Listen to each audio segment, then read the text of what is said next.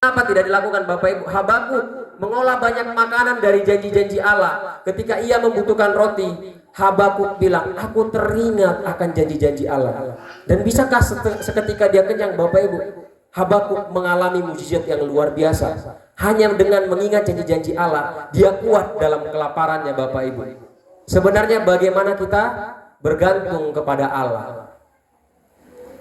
Pencobaan yang kedua, ketika iblis gagal di dalam pencobaan yang pertama, dia nggak gampang nyerah Bapak Ibu. Iblis saja nggak gampang nyerah, dia nggak gampang nyerah. Iblis ketika Yesus jawab dengan firman, ternyata pinter juga iblis ini. Dia juga jawab dengan firman Bapak Ibu. Dia bilang, dia bawa Yesus itu ke puncak bait Allah Yerusalem ya, gedung yang paling tinggi, puncaknya itu, hubungannya itu. Jatuhkanlah dirimu dari sini. Ada tertulis mengenai engkau dalam Mazmur 91 ayat 12, ayat 11 sampai 12 Bapak Ibu. Ini firman yang dikutip oleh iblis. Jatuhkanlah dirimu karena malaikat-malaikatnya akan menatang engkau dan gak membiarkan kakimu terantuk pada batu. Bapak Ibu, di sini kita tengok bahwa iblis pun tahu firman. Iblis pun kenal firman. Dan iblis menyampaikan itu untuk mencobai Yesus. Firman diputarbalikkan untuk membenarkan kehendaknya sendiri. Siapa tahu Yesus mau menjatuhkan dirinya karena dia jawab dengan firman, maka aku akan balas dengan firman. Tetapi Yesus juga jawab dari Ulangan 6 ayat 16. Janganlah engkau mencobai Tuhan Allahmu, kata Yesus kepada iblis. Ini jadi kayak semacam perang-perangan ya Bapak Ibu. Tapi mereka memiliki data yang konkret. Iblis juga punya data, iblis juga punya firman. Tetapi firman yang dipakai iblis untuk menjatuhkan Yesus bukan firman yang seharusnya. Tetapi firman yang dimiliki iblis adalah firman yang diputarbalikkan untuk membenarkan pendapatnya, untuk membenarkan perintahnya, supaya Yesus ini mau ngikuti dia. Aku tahu firman juga. Sama dengan ketika iblis mencobai Adam dan Hawa. Kamu akan sama seperti Allah kalau kamu makan buah ini. Tetapi Hawa tidak mampu melewati cobaan itu.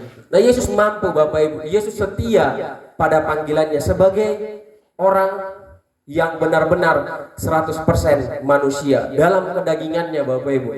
Pencobaan menawarkan jalan pintas. Ini yang terakhir Bapak Ibu.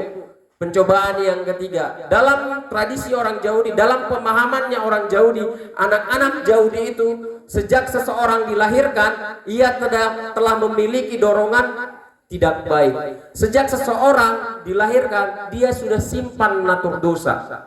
Sejak seseorang dilahirkan ke dalam dunia, dia menangis, dia sudah kenal kejahatan dan dia didorong untuk berlaku jahat. Itu pandangan orang Yahudi, itu pemahaman orang Yahudi. Iblis berkata, sembahlah aku, maka aku akan berikan kerajaan dunia ini kepadamu. Karena kerajaan dunia sudah diserahkan dalam kuasanya iblis.